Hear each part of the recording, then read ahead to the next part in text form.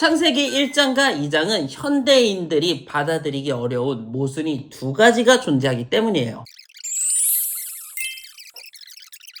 우선 보수적이고 문자적으로 해석하는 해석자 1명, 그리고 좀 현대 한국교회에서 좀 받아들일 만한 중도주의적 해석가 2명. 창세기 1장을 있는 그대로 문자 그대로 해석하면 그러면 되는 일이야. 성경을 원어로 살펴보면 언제나 그 해답을 풀 수 있습니다. 수수께끼는 없다. 언제나 진실을 찾는 신학 명탐정 리처드 에이어백.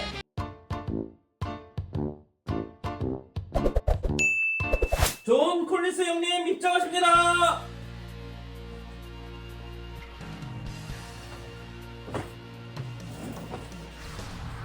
다들 자리에들 앉지. 안녕하십니까. 저는 종로의 구마적 형님을 존경하여 이 강릉 땅을 나와바리로 삼고 있는 강릉 신학자 존 콜린스 이올시다. 네, 어린 시절부터 이 마적 형님을 존경하여 마적 형님의 의복과 마적 형님의 말투를 따라하기를 즐겨하였사오리.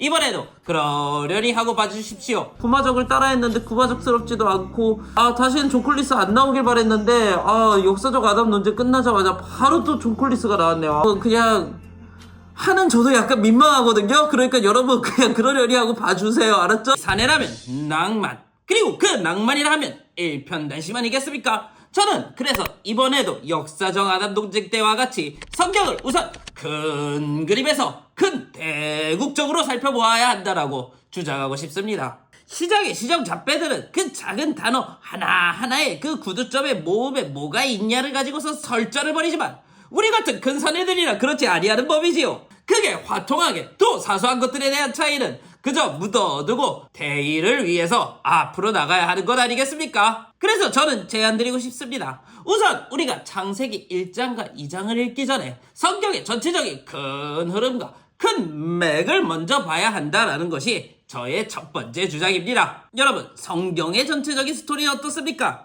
오야복이신 하나님께서는 이 세상인 나와바리를 창조하시고 그의 아우들과 같은 인간들에게 이 나와바리 통치권을 주었지만 이 아우들이 제대로 오야복의 뜻을 이행하지 못하여서 결국 우리 성자 예수님 오야복께서 이 부족한 아우들의 죄를 다 짊어지셨고, 그리고 우리 이 아우들은 이 예수님 오야복의 크나큰 은혜에 힘입어서 이 나와바리에서 발붙여서 살고 있는 것 아니겠습니까? 이것이 성경이라는 책이 말하고자 하는 큰 스토리지요. 그렇다면 이 스토리 안에서 창세기 1장과 2장의 내용은 무엇을 이야기하는 거겠습니까? 그것은 바로 이 우리 하나님 오야분께서 세상을 창조했다라는 그 이야기가 중심이라는 것입니다. 그리고 이어서 우리가 두 번째로 살펴볼 큰 그림은 바로 창세기라는 그림입니다. 그렇다면 이 창세기의 전반적인 내용은 또 무엇이겠습니까? 세상의 창조주이신 하나님 오야분께서 세상을 창조하셨고, 그리고 우리 이 하나님 오야분께서는 아담 형님을 통하여서 이 세상 이 나와바리를 통치할 것을 명령하셨습니다. 그런데 우리 이 아담 형님 어떻게 하였습니까? 오야붕인 하나님 등에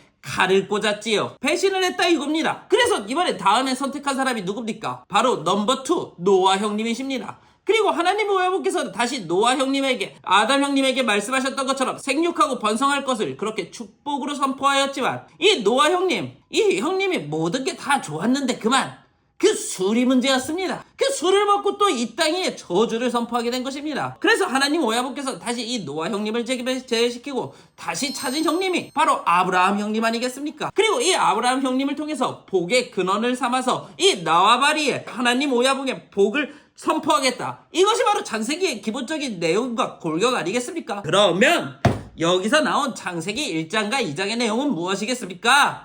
그것은 바로 우리 오야복이신 하나님께서 아담 형님과 그리고 하와 형숙님을 창조해 주셨다라는 것입니다. 이 이상 창세기 1장과 2장에서 나올 이야기가 무엇이 있겠습니까? 이야기가 끝났지요.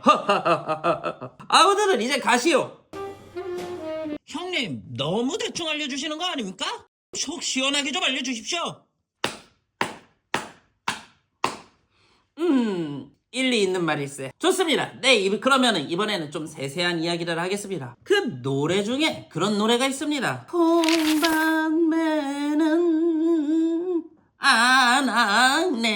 아낙네야 칠갑산이라는 노래지요. 왜 우리 어머님들과 누님들이 이 칠갑산이라는 노래를 좋아했습니까? 그것은 이 칠갑산이라는 노래에 나온 여자 주인공의 이야기가 다 우리 어머님들의 이야기, 우리 누님들의 이야기였기 때문에 거기에 같이 감동이 되어서 그렇게 우리가 좋아한 것 아니겠습니까? 이 창세기 1장과 2장도 이런 칠갑산 노래와 비슷한 은유적이고 비유적인 하나의 시라고 생각하시면 좋을 것 같습니다. 그래서 저는 창세기 1장을 문자적으로 해석하는 것에 있어서 반대를 하는 것입니다. 아니, 정말 창세기 1장을 문자적으로 받아들이십니까?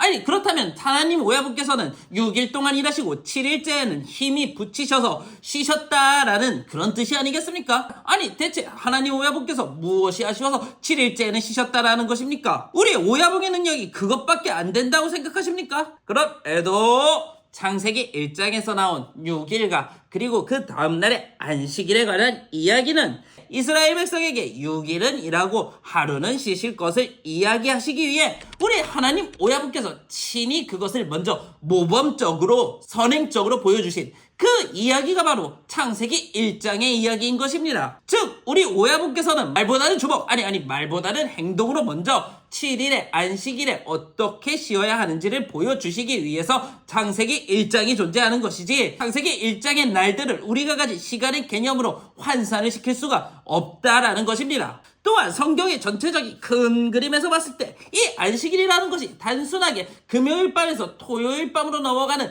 단순한 24시간의 날이 아니었습니다. 그 옛날 요한복음엔 이런 이야기가 나와 있습니다. 우리 성자 예수님 오야분께서 안식일에 사람을 고치셨습니다. 그러자 바리새인들이 난리가 났습니다. 안식일에 쉬어야 하는데 이게 뭐 하는 짓이냐고. 그러자 우리 성자 예수님께서는 내 아버지가 일하시니 나도 일한다 하시면서 하나님 오야분께서는 안식일에도 일을 하신다라는 그러한 개념의 이 메시지를 선포하셨고, 또한 히브리서에서는 진정한 하나님을 믿는 신자들이야말로 창세기 2장에 나온 안식에 들어갈 수 있다라고 이야기를 하였습니다. 이것은 무엇을 이야기하는 것이겠습니까? 안식일은 단순하게 금요일에서 토요일로 넘어가는 하루의 날을 이야기하는 것이 아니라 깊고 강한 신학적인 의미가 그 안에 내포되었다라는 것입니다. 그리고 이러한 날들의 개념은 단순하게 창세기 1장에 나온 안식일 뿐만 아니라 그 이전에 나왔던 1일에서부터 6일까지에도 모두가 적용될 수 있는 문제라고 생각합니다.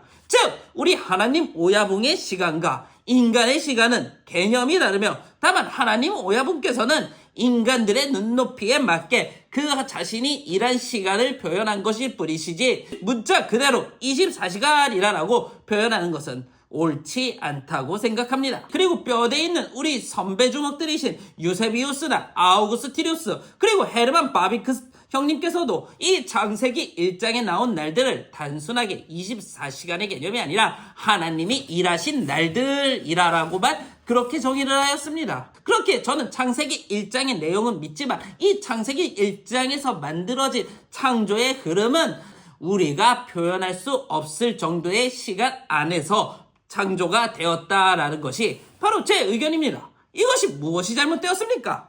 형님 혹시 창세기 1장과 2장의 관계도 여쭤봐도 되겠습니까? 우리 나와바리는 아니지만 우리 옆쪽 나와바리 유대교 형님들께서는 이 창세기 2장을 창세기 1장에 나온 6일을 자세히 묘사한 것이라고 보았습니다. 왜냐? 바로 가락에 있어서 통일성이 있기 때문입니다. 창세기 1장의 첫 시작은 무엇입니까? 바로 하나님께서 태초에 천지를 창조하시리라 하늘과 땅의 이야기가 나옵니다. 그리고 창세기 2장에서 두 번째 창조의 이야기를 할 때 무슨 이야기가 나옵니까? 이것은 땅과 하늘의 창조할 때의 내력이니라고 하면서 땅과 하늘이라고 하여 처음에 창세기 1장에 나왔던 그 가락과 라임을 의도적으로 맞춘 것이라고 할 수 있습니다. 즉 창세기 1장은 천지의 내용을 다루었다면 창세기 2장의 내용은 바로 지천이라는 이러한 라인 구조도 내용을 담고 있다는 것입니다. 그리고 그 내용에 있어서도 절대 따로 떨어져 있는 내용이 아니라 하늘에서 땅을 바라본 관점과 땅에서 하늘을 바라본 관점에서의 창조의 이야기를 담고 있다라는 것이죠. 그러면 창세기 2장이 왜 하필 다른 1일, 2일, 3일, 4일, 5일도 아니고 6일째의 창조를 이야기하냐라고 했을 때는 바로 우리 아담 형님과 하와 형수님의 이야기 때문에 그렇습니다. 맨 처음에 우리 하나님 오야분께서는 이 모든 6일날의 창조를 마치시고 보시기에 심히 좋았더라 라고 이야기를 하고 있습니다. 그런데 이 창세기 2장으로 넘어갔을 때에는 하나님께서 아담 형님이 혼자 독처하시는 것이 보시기에 좋지 아니하심으로 라고 이렇게 나와 있습니다. 그리고 이 아담 형님께 하와 형수님을 주선해 주셨습니다. 그러자 아담 형님께서는 찾았다 내 사랑, 내 뼈 중에 뼈, 내 살 중에 살이다 라고 하면서 아담 형님과 하와 형수님의 만남이 이루어지면서 하나님이 오야보기 보시기에 모든 것이 다 보시기에 좋았더라 라는 그 6일 창조의 내용이 완성이 되는 것입니다. 그렇게 창세기 2장의 내용은 바로 창세기 1장 6일의 창조가 어떻게 보시기에 좋았는지에 대해서 보다 더 자세하게 나온 것이라고 할 수 있습니다. 그러니 여러분들도 저처럼 성경을 보다 더 큰 그림에서 크게 대국적으로 살펴보시기 바랍니다. 그것이 바로 진정으로 하나님 오야붕이 원하시는 그러한 길일 것입니다. 그럼 이만 가보겠습니다.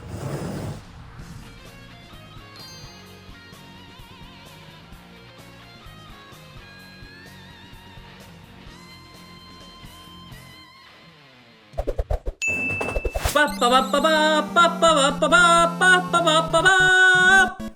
안녕하세요. 페미콤 시절부터 골수 롱맨 시리즈를 즐겨왔던 골수 게임돌이 트럼프 롱맨 3세입니다. 여러분, 문화에는 장르라는 것이 존재합니다. 노래에도 클래식부터 뽕짝까지의 장르가 존재하고, 문학에도 김용따거의 무협지부터 그리고 한강 작가의 소설까지, 이처럼 문화에는 항상 다양한 장르가 있고, 그리고 그 장르에 맞게 모든 문화는 즐기는 것이 좋습니다. 이 게임에도 마찬가지입니다. 이 게임 중에서 스트리트 파이터라는 게임이 있습니다. 아도겐, 모류겐. 이 게임의 참 재미는 무엇일까요? 이 게임의 참 재미는 상대방과 심리전을 하면서 상대방이 무엇을 낼지, 어떤 공격키를 입력할지를 보면서 내 공격키를 입력하는 심리전을 할 수 있는 그러한 게임이라는 것입니다. 그리고 그 심리전 잘못했다가는 동네 오락실의 형들한테 가서 체어샷 요거 한 대 맞고요. 그리고 제가 즐겨하는 이 롱맨 시리즈 같은 경우에는 액션 게임으로서 혼자서 방구석에서 재미있게 할 수 있는 게임입니다. 나는 소리 느려요, 나는 이렇게 패드로 하거나 조이스틱으로 이렇게 치는 게임을 못해요 라고 하시는 분들 염려하지 마십시오. 그런 여러분들을 위해서는 역전재판이라는 추리 게임이 있습니다. 이 추리 게임은 이 대사 하나하나를 살펴보면서 상대방의 논리의 허점을 잡아채는 그러한 게임이죠. 그 어느 누구도 혼자서 하는 게임인 롱맨 시리즈에서 스트리트 파이터와 같이 상대방의 심리전을 기대하는 사람도 없고, 반대로 스트리트 파이터를 하면서 역전재판과 같이 논리를 중요하게 생각하는 사람은 없을 것입니다. 왜냐하면 모든 게임은 다 장르가 있기 때문입니다. 그리고 저는 이와 마찬가지로 성경에도 여러 장르라는 것이 있고, 창세기 1장과 2장도 장르에 따라 읽어야 한다라고 생각합니다. 그렇다면 창세기 1장과 2장에 나온 장르는 무엇이냐? 저는 창세기 1장과 2장에 나온 장르를 신화적 내러티브라는 장르로 창세기 1장과 2장을 읽습니다. 제가 이렇게 신화적 내러티브라고 하면 벌써부터 여러분들의 댓글과 여러분들의 반응이 예상됩니다. 너는 진화론을 믿는 거냐? 너 창세기 하나님의 창조를 믿지 않는 거냐? 너 성경을 안 믿는 거냐? 라고 하시겠지만 여러분들의 우선 색 안경을 잠깐만 내려놓으십시오. 그리고 제가 왜 창세기 1장과 2장이 신화적 내러티브라고 표현하는지에 대해서 지금부터 말씀드리겠습니다.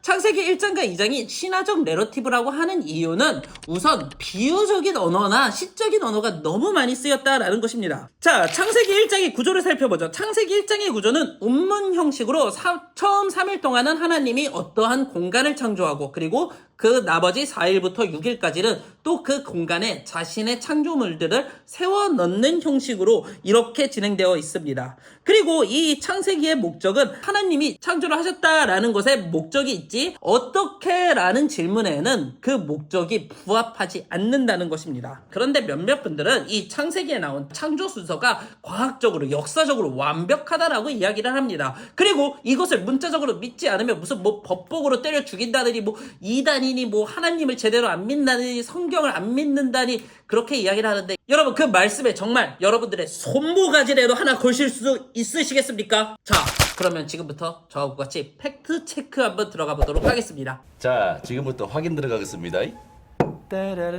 창세기 1장에서는 하나님께서 말씀으로, 아무것도 없는 상황 속에서 말씀으로 있어라 하니까 뚝딱뚝딱 이렇게 생겼다고 하는데, 시편 74편에서는 하나님께서 러워이아담 바다의 괴물의 머리를 깨트리면서 그렇게 세상을 세웠다고 하는데, 왜 둘의 이야기가 다른 것일까요? 창세기 1장에서는 하나님이 물을 한 곳으로 모아 묻을 땅이라고 하였고 물을 바다라고 했다고 합니다.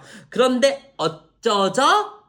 시편 104편에서는 하나님이 땅에 기초를 놓았고 물이 이렇게 침범을 하려고 하자 하나님께서 물한테 이놈아 어딜 침범하냐?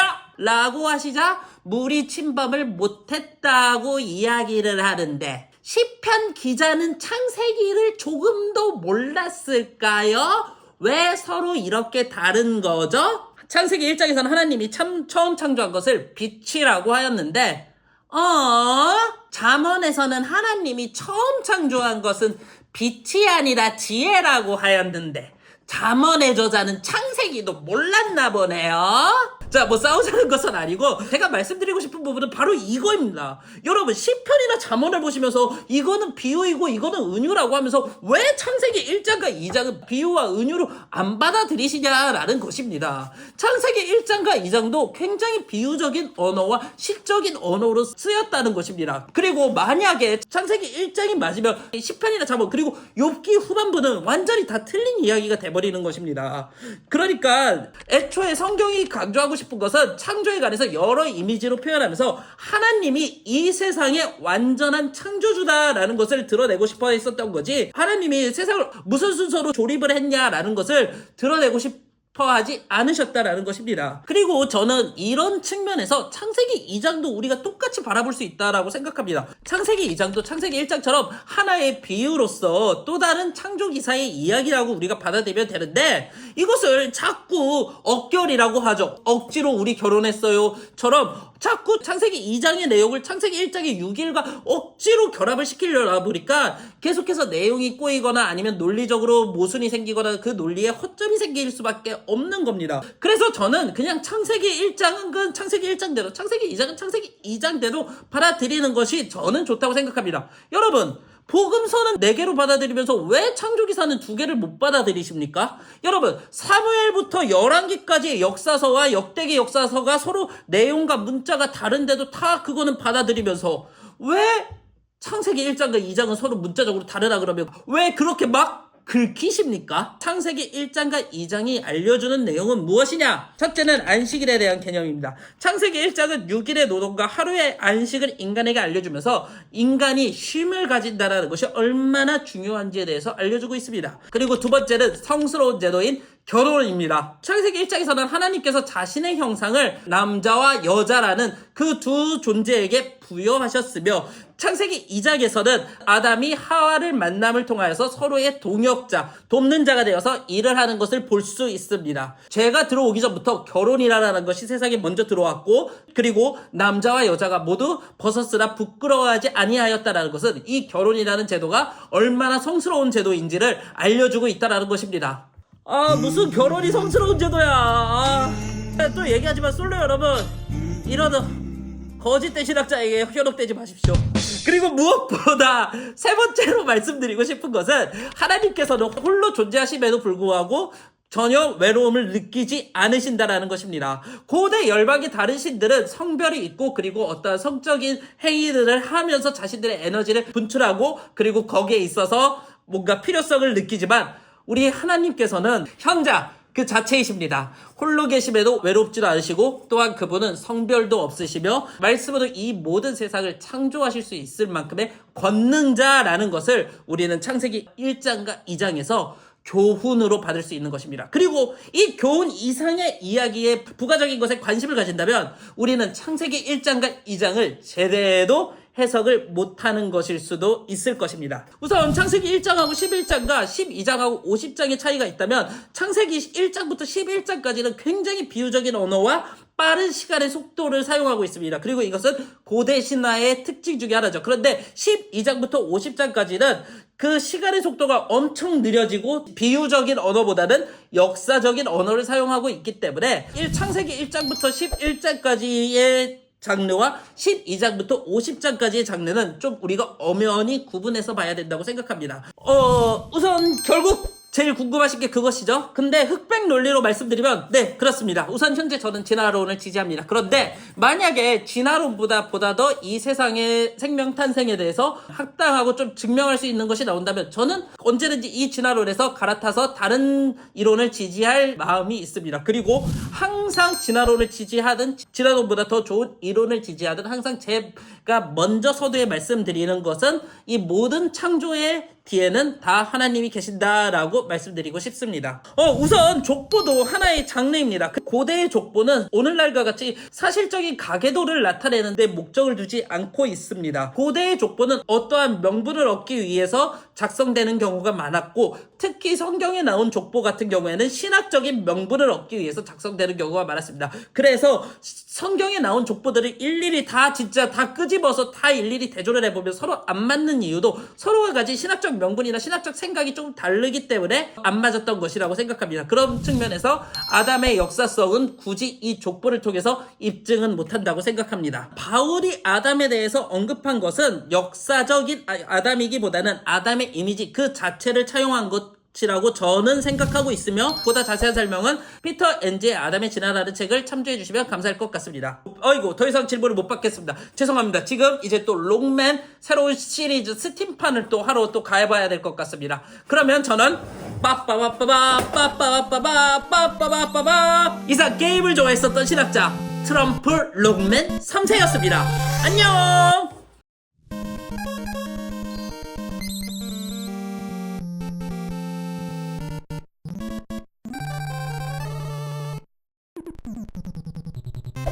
안녕하세요. 보이스카우트도 아니고 RCY도 아니고 아람단도 아닌 우주소년단 출신 존 월튼입니다. 저는 제가 우주소년단이라는 것이 굉장히 자랑스럽습니다. 왜냐? 여러분 시대에는 어떨지 모르겠지만 제가 초등학교 다니던 시절에 우주소년단은 보이스카웃이나 아람단과 다르게 과학과 수학 시험을 보아서 들어갈 수 있었던 곳이기 때문입니다. 이처럼 공부를 하고 시험을 봐서 어딘가에 소속된다라는 것은 우리에게 큰 자부심을 줍니다. 그리고 저는 오늘 여러분들에게 성서에 대해서도 이렇게 이야기를 하고 싶습니다. 우리가 성서를 제대로 바라보려면 성서시대 사람들의 눈높이와 성서시대 사람들이 생각했던 우주관에 대해서 먼저 알아야 성서라는 책을 제대로 볼 수 있다라는 것입니다. 이것은 단순하게 성서의 장르를 정하는 문제가 아닙니다. 몇몇 신학자들은 창세기의 장르를 신화적 내러티브니 아니면 그냥 역사니 족보니 이렇게 해서 장르를 정하는데, 그 장르에 대한 개념 어디서 나온 것입니까? 바로 다 현대인들의 시선, 현대인의 관점에서 나온 것이죠. 우리가 성서라는 책을 올바로 살펴보기 위해서는 가장 먼저 해야 할 것은 성서라는 책을 쓰고 그 책을 읽고 그 책을 바라보았던 사람들의 우주론에 대해서, 우주적 개념에 대해서 먼저 알아야 우리가 성서의 창세기 1장과 2장을 제대로 해석할 수 있다라고 저는 생각합니다. 그래서 저는 오늘 고대 근동신화들의 이야기와 창세기 1장과 2장에 나온 공통점과 차이점을 비교 분석해드리면서 창세기 1장과 2장만이 가지고 있는 독특한 매력에 대해서 여러분들께 말씀드려보고자 합니다.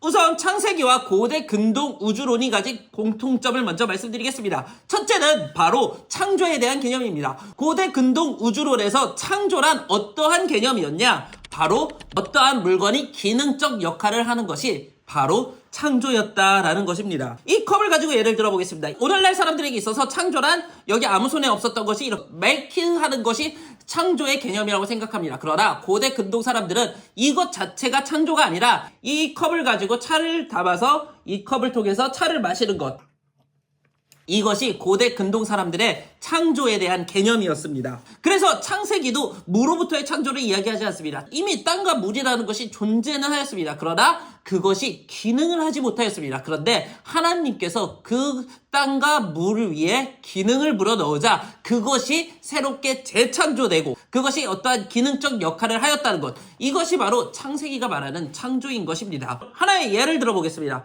창세기 1장에 나온 셋째 날을 보십시오. 하나님이 말씀하시기를 하늘 아래 있는 물은 한 곳으로 모이고 뭇은 드러나라 하시리. 그래도 되었다. 하나님이 뭇을 땅이라 하시고 모인 물을 바다라고 하셨다. 하나님이 보시기에 좋았다. 하나님이 말씀하시기를 말씀하시기를 땅은 푸른 움을 돋아나게 하여라. 씨를 맺는 식물과 씨 있는 열매를 맺는 나무가 그 종류대로 땅에서 돋아나게 하여라 하시니 그래도 되었다. 땅은 푸른 움을 돋아나게 하고 씨를 맺는 식물들은 그 종류대로 나게 하고 씨 있는 열매를 맺는 나무를 그 종류대로 돋아나게 하셨다. 하나님이 보시기에 좋았다. 여러분 보십시오. 이미 땅은 존재를 했습니다. 그런데 이 땅이 어떠한 기능을 하지를 못하였었는데 하나님께서 명령하시자 이 땅이 새로운 기능을 하게 된 것. 이것이 바로 고대 근동 사람들이 생각했었던 창조에 대한 개념이었습니다. 그리고 이러한 모습은 수메르 문헌과 이집트 문헌에도 공통적으로 나타나는 모습이기도 합니다. 수메르 문헌 NBC 11108에서는 이렇게 나와 있습니다. 땅이 어두웠으며 지하 세계는 보이지 않았다. 물들은 땅의 입구를 통해 흘러나오지 않았고 아무것도 생성되었지 않았으며 광활한 땅에는 밭고랑조차 만들어지지 않았다. 엘릴의 거룩한 제사장들이 존재하지 않았고 정결 의식도 수행되지 않았으며 하늘의 성녀들이 아무 치장되어 있지 않으며 그녀는 찬송을 선포하지 않았다. 하늘과 땅은 서로 합쳐져 한 통일체를 형성하였으며 그들은 결혼하지 않은 상태였다. 하늘은 그 빛나는 얼굴 딱간 안에서 드러내었으며 그 빛은 나아갔으나 들판에까지는 미칠 수 없었다라고 하면서 어떠한 물질이 존재하지 않았다라는 것에 초점을 맞추는 것이 아니라 어떠한 물질들이 제 기능을 제대로 하지 못했다라는 것에 초점을 맞추고 있습니다.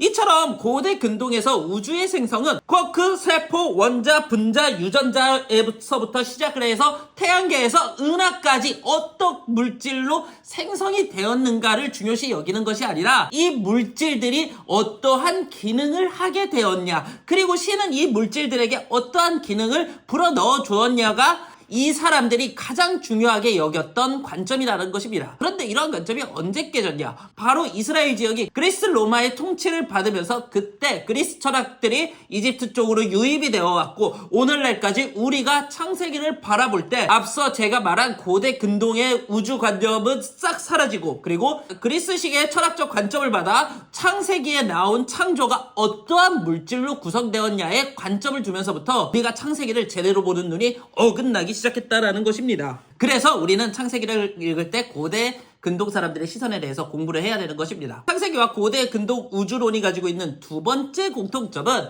우주에 대한 창조는 바로 신이 성소를 짓는 행위와 동일하게 여겨졌다라는 것입니다. 고대인들에게 있어서 우주는 단순한 공간이 아니었습니다. 신이 세운 하나의 거처였고 신은 이 거처를 세운 뒤에 마치 리치 왕의 보좌에 앉은 아서스처럼 마지막에 자신이 그 성소의 보좌에 앉으면서 이 창조의 이야기가 마무리가 되는 것입니다. 물론 창세기 1장에는 템플이라는 성전이라는 단어가 명확하게 나와 있지는 않지만 고대 근동 사람들은 이 창세기 1장을 보면서 이미 다 알았을 것입니다. 무엇을요? 바로 하나님께서 하시는 성전의 창조라는 것을 느꼈을 것입니다. 왜냐하면 하나님께서 6일날 모든 창조를 마치시고 그 다음날 안식하셨다고 하는데 이 안식의 행위는 고대 근동 사람들이 봤을 때는 마지막에 하나님께서 신의 보좌 위에 딱 앉으셔서 모든 것을 정렬하고 모든 것을 세상을 다시 한번 바라보시는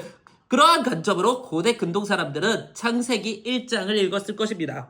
그리고 이러한 모습들은 고대 근동 문헌들이 그대로 가지고 있는 모습이기도 합니다. 이집트 멤피스 신학에는 이렇게 나왔습니다. 푸타는 쉬었다. 만물을 만든 이후에 신으로서 모든 언급을 마친 이후에 신들을 낳은 이후에 신들이 거주할 마을을 만든 이후에 그들이 거주할 구역을 세운 이후에 그들을 각자 전례받은 장소에 둔 이후에 이집트 신화에서도 신이 모든 것들을 만들고서 그 뒤에 쉬었다, 안식하였다라고 나와 있습니다.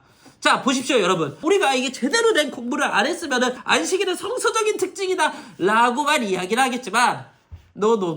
고대 근동 문화 안에서도 충분히 안식일과 성소에 대한 개념은 계속적으로 존재하였습니다. 그러면 여러분들께서 이렇게 저에게 질문하실 겁니다. 아니, 그러면 당신은 창세기를 하나님의 거룩한 말씀으로 읽지 않고 그저 고대 근동 신화와 비슷하게 아니면 뭐 고주몽 신화나 박혁건세 신화와 같이 그냥 그렇게 신화처럼 다른 나라의 신화처럼 그렇게 읽으려고 하는 겁니까? 라고 그렇게 질문을 하실 겁니다. 아닙니다. 제가 말씀드리고 싶은 것은 고대 우주론 안에서 세상이 어떻게 창조되었냐, 세상이 무슨 물질로 창조되었냐라는 것은 큰 의미가 없다라는 것입니다. 또한 이 세상의 창조에 대한 의미는 하나님이 거룩한 성전을 세운다는 의미인 것입니다. 그리고 이어서 말씀드리겠습니다. 그렇다면 고대 근동 우주론과 다르게 창세기만이 가지고 있는 독특한 특징이 무엇이 있나요? 첫째는 바로 사람입니다. 고대 근동 사람들, 특히 수메르인들 같은 경우에는 인간은 신들이 하기 싫은 노동을 하기 위해서 만들어진 존재, 혹은 우주라는 전체적인 큰 그림에 그냥 이젠 부속품처럼 놓인 존재라고 여겼습니다. 그런데 창세기에서는 사람, 특히 그 당시에 인권이 미미했었던 여성에게도 하나님의 형상을 부여했다라는 것, 그리고 아담의 갈빗대에서 하와를 만들어냈다라는 이야기도 아담의 부속품이 단순하게 하와가 아니라 아담의 옆면, 아담의 부족한 부분을 채워주는 게 하와라는 이야기는 창세기 1장과 2장만이 가지고 있는 독특한 특성입니다. 창세기 1장과 2장이 가지고 있는 독특한 특성 두 번째는 바로 아담과 하와라는 부부를 하나님께서 선택하셨다라는 것입니다. 대부분의 고대 근동 우주론에서는 사람이라는 존재는 단체로 복수적으로 어마어마하게 우글우글하게 만들어진 하나의 복수적인 형태였습니다. 그런데 창세기 2장은 하나님께서 단일 부부 아담과 하와만을 만드셨고, 그리고 그 아담과 하와를 하나님의 거룩한 성소인 에덴을 돌보게 하였다라는 이야기는 창세기만이 가지고 있는 독특한 독법입니다. 보십시오, 여러분. 이렇게 고대 근동에 있는 우주론을 공부하시고 창세기를 바라보면 창세기와 고대 근동 우주론과의 공통점과 차이점을 발견하게 되고, 그리고 그 공통점과 차이점 아래서 창세기가 우리에게 전달해주고자 하는 메시지에 우리는 정확하게 들어갈 수 있다는 것입니다. 이렇게 우리가 공부를 하게 되면 우리는 조금 더 유능한 독자로서 창세기에 임할 수 있다는 것입니다. 이 외에도 아담과 하와의 역할에 대해서 할 이야기가 많지만 그 부분은 제가 지난번 역사적 아담 논쟁 때 이야기했던 그 부분을 참조해 주시면 감사할 것 같습니다. 이상 우주소년단 출신 고대 근동 우주론을 좋아하는 존 월튼이었습니다. 감사합니다.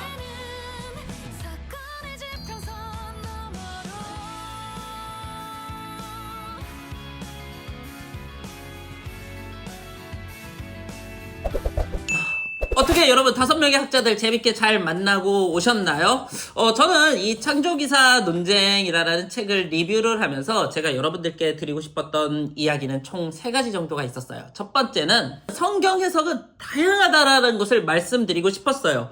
저는 제가 이 영상을 찍으면서 좀 물론 약간 좀 각색한 것은 있지만 문자적으로 믿는 보수주의부터 이제 그 시대의 문헌으로 성경을 바라보는 이제 학자까지 약 5명의 캐릭터들을 좀 연출을 했었는데 이러면서 이제 제가 말씀드리고 싶었던 것은 여러분들은 어떤 사람이신가요? 그리고 저 사람은 나쁜 놈입니다. 저 사람은 잘못된 사람입니다. 뭐 그런 것을 말씀드리고 싶었던 게 아니라 보수 쪽은 보수적인 나름대로의 의견과 나름대로의 논리를 가지고 있고, 반대로 진보 쪽의 사람은 진보적인 의견과 진보적인 논리라는 것이 있다라는 것을 저는 말씀드리고 싶었어요. 여러분들이 다 보셔서 아시겠지만 이 학자들도 자기들 나름대로 자신들만의 논리라는 것이 있고, 그리고 제가 나중에 또 한번 2편의 영상을 하나로 합쳤을 때 또 올리기 하겠지만 이 학자들이 다른 학자들에 대해서 반론을 제기하는 부분도 있어요. 그러니까 신학이라는 것은 굉장히 그 폭이 굉장히 다양해요. 그리고 그 다양한 폭 가운데서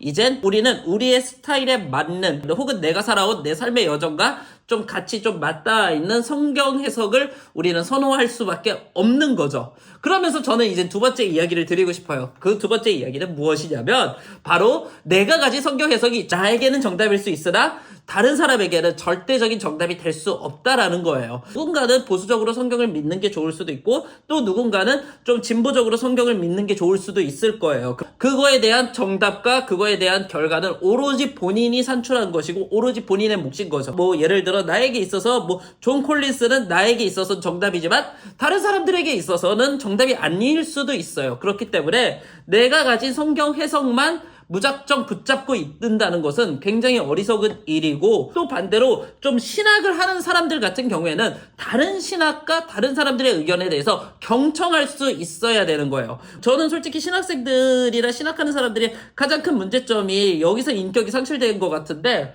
다른 사람의 신학이나 다른 사람의 신앙적인 이야기를 들을 때 나하고 다르면 색안경을 끼거나 조롱하려는 준비를 딱 해요. 그런데 제가 스펙트럼 시리즈를 통해서 좀 나타내고 싶었던 것은 내가 가진 정답은 절대적인 정답이 아니고 또 내가 가진 정답이 정말 소중한 정답이라면 반대로 다른 사람들이 가진 정답 또한 정말 소중한 정답이니까 그 정답에 있어서 우리가 인격적인 모독이나 아니면은 색안경을 끼고 바라보지 말자라는 것이죠. 그러면 이제 여러분들께서 이제 이런 질문을 하시죠. 아, 그렇게 당신이 경청 그리고 상대방의 의견이 중요하다고 이야기하면은 신천지, 통일교, 몰몬교, 하나님의 교회 뭐 이런 거 다 들어야 되는 거 아닙니까? 라고 하시겠지만 여기서 말씀드릴 수 있는 제 세 번째 이야기는 그래서 우리에게 교단이나 교리라는 게 존재한다라는 거예요. 우리가 모든 신학의 이야기를 다 듣다 보면 어떻게 보면 정말 이단적이고 어떻게 보면 우리가 기본적으로 기독교 공동체에서 가지고 있는 그 교리와 전혀 벗어난 다른 해석을 이야기할 수도 있겠죠. 그래서 우리가 속해 있는 교회의 교단이나 아니면 혹은 우리 교회가 따르고 있는 기본적인 교리는 소위 말해서 어느 정도 이젠 우리가 교류를 해야 될 곳과 교류하지 말아야 할 곳에 대해서 정확하게 이야기를 해주고 있죠. 그래서 각 교단마다 교류와 이제 교류 금지 혹은 뭐 이제 예의주시 막 이런 것들이 다 다른 것도 다 이런 측면에서 이제 각 교단들이 정하는 거고 우리는 이제 그 교단들 안에서 교회 생활을 하는 거죠. 그리고 마지막으로 하나만 더 이야기를 할게요. 그리고 원래 세 가지 이야기한다 그랬는데 마지막으로 하나 더. 그리고 학계와 교계가 이렇게 좀 달라요.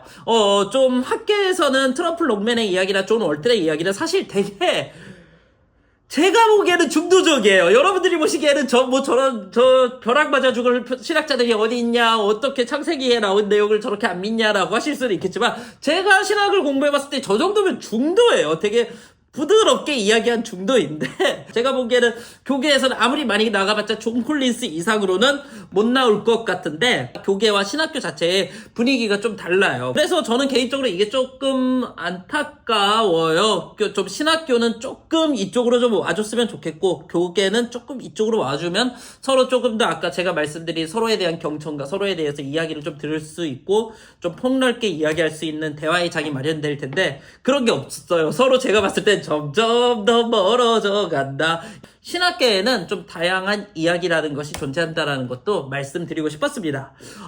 첫 번째 영상이 좀 생각보다 잘 나온 것 같아서 너무 감사드리고 두 번째 영상이 얼마큼의 조회수가 나올지는 모르겠지만 저는 계속해서 꾸준히 항상 미망이스러운 영상을 계속해서 만들어서 여러분들께 선보이도록 하겠습니다. 끝까지 봐주시고 또 제 이야기를 경청해주신 모든 분들께 감사드립니다. 다음에 또 만나요.